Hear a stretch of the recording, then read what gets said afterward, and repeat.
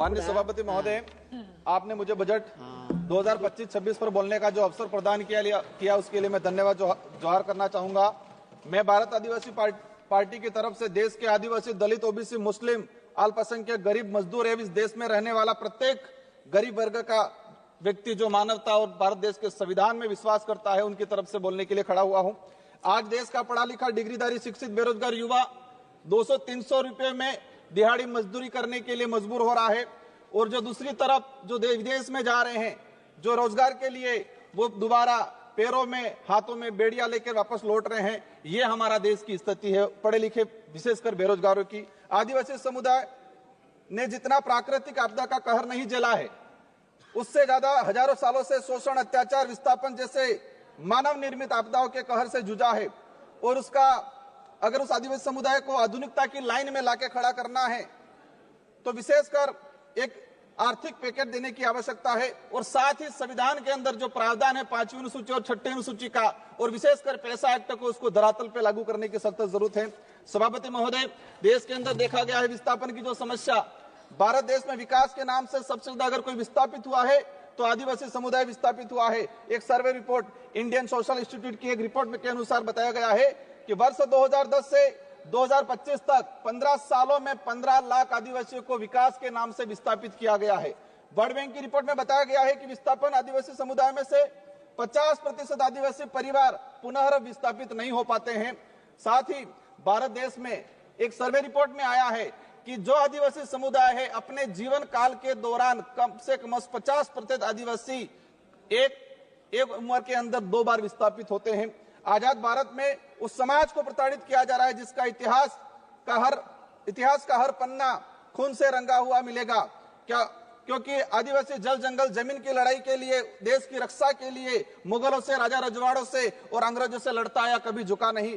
लेकिन आज उनकी हालत बेहद बेहतर है। पिछले 10 सालों में भाजपा सरकार द्वारा धर्म की आड़ में कलम कागज के हथियारों से आदिवासियों के अधिकार, जल जंगल जमीन को हड़प कर आदिवासियों की मानसिक, आर्थिक, बौद्धिक हत्या करने का काम किया गया है। सभापति महोदय, आज बजट में सशक्त भारत बनाने की बात चल रही है। बनना चाहिए, हम भी चाहते हैं, हमारा देश से मजबूत बनना चाहिए, विश्व शक्ति बनना चाहिए। लेकिन स्थिति क्या है? हमारे देश का जो भविष्य कुपोषण की बेड़ियों में जकड़ा हुआ है। NFS 5 की रिपोर्ट बताती है कि आदिवासी बच्चों में 55% आदिवासी कुपोषित, और उसमें भी 42% बच्चे गंभीर एनीमिया से पीड़ित है। और आज देखा गया इस बजट के अंदर कि कुपोषण को दूर करने के लिए कोई बजट का प्रावधान नहीं किया गया है। बेटी बचाओ बेटी पढ़ाओ का नारा लगा रहे हैं, बट हमारे देश की महिलाओं के लिए हम भी चाहते हैं कि मजबूत बने, सशक्त बने। लेकिन हकीकत क्या है? देश के अंदर देखा गया है कि आदिवासी समुदाय में विशेषकर हर तीसरी महिला कुपोषण का शिकार है और हर दूसरी महिला एनीमिया का शिकार है। आदिवासी बच्चों में शिशु मृत्यु दर राष्ट्रीय औसत से 30% अधिक है। 5 वर्षों से कम उम्र के आदिवासी बच्चों की मृत्यु का अनुपात राष्ट्रीय औसत से 61% अधिक है। माननीय सभापति महोदय, बाकी जो रहा, जो जीवन काल के अंदर देखा गया है, कभी माओवादियों के नाम से, कभी नक्सलवादियों के नाम से मारा जाता है। एट्रोसिटी में कई आदिवासियों को मारा गया। NSRC की एक रिपोर्ट बताती है कि वर्ष 2020 से 2025 मात्र 5 साल के अंदर 400 आदिवासी पुलिस मुठभेड़ में मारे गए हैं। आज मणिपुर का हत्याकांड, मणिपुर में देख लो, कई आदिवासियों को मारा गया है। छत्तीसगढ़, झारखंड का आम आदिवासी कभी उधर नक्सलवाद, माओवादी की गोलियों के से कहीं के निशाने पे है, उधर पुलिस की गोलियों पे निशाने है। बीच में आम व्यक्ति जो है वो आज उसके साथ अत्याचार हो रहा है। हर दिन एक न एक व्यक्ति मारा गया है। आदिवासी, दलित, पिछड़ों को सशक्त बनाए बिना हमारे देश, भारत देश को सशक्त भारत बनाने की कल्पना करना एक कोरा सपना रह जाएगा। स्वास्थ्य सुविधा की देखा जाए, आदिवासी क्षेत्र में PSC CSP की, CAG की एक रिपोर्ट आई है कि आदिवासी बाहुल्य क्षेत्र में जितनी जो PSC CSC है वहां पर 60% डॉक्टरों के पद रिक्त हैं। देश में मात्र 18% आदिवासी गर्भवती महिलाओं को ही संस्थागत प्रसव का लाभ मिल पा रहा है। संस्थागत प्रसव का सिर्फ मात्र 18%। सभापति महोदय, 1 मिनट का रहा है। शिक्षा की बात करें, हमारे राजस्थान के अंदर जाडोल कोटड़ा के अंदर जहां से एक मंत्री जी आते हैं, वहां पर 14 वर्ष से अधिक बच्चों को स्कूल और पेन, पेंसिल, किताब क्या है वो नहीं पता है। आज देखा गया है यूनेस्को की एक रिपोर्ट में देश में देश में 35% आदिवासी बच्चे ड्रॉप आउट हो रहे हैं और राष्ट्रीय औसत 12% है। 8%, मात्र 8% आदिवासी युवा उच्च शिक्षा की पढ़ाई पूर्ण कर पा रहा है।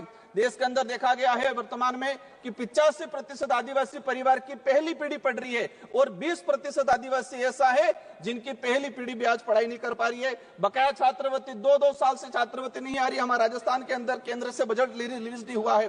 राष्ट्रीय विदेश छात्रवृत्ति योजना शुरू की 2013 के अंदर 20 बच्चे जा रहे थे आदिवासी समुदाय के, मैडम 1 मिनट का रहा है, और आज भी 20 बच्चे जा रहे। 2013 में हमारे देश से विदेश में 1,90,000 बच्चे पढ़ने जा रहे थे।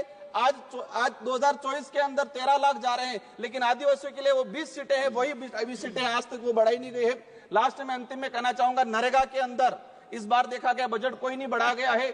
नरेगा की मजदूरी 200 रुपए मिल रही है, उसको 600 रुपए तक किया जाए और 100 दिन का जो रोजगार है वो 200 दिन तक किया जाए।